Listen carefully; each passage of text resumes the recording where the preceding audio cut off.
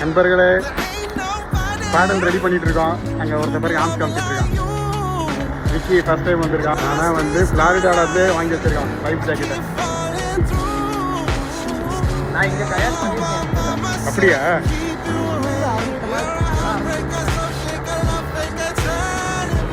மக்களே புது பேடல் போர்ட். நான் பாட்டு செவனேன்னு இருந்தேன். தம்பி தான் ஆரம்பிச்சு வச்சான். Rowing talk. மூவிங் ஷாட் தான் உங்களுக்கு அப்படியே பாருங்க. மூவிங்ல எடுக்கிறேன்.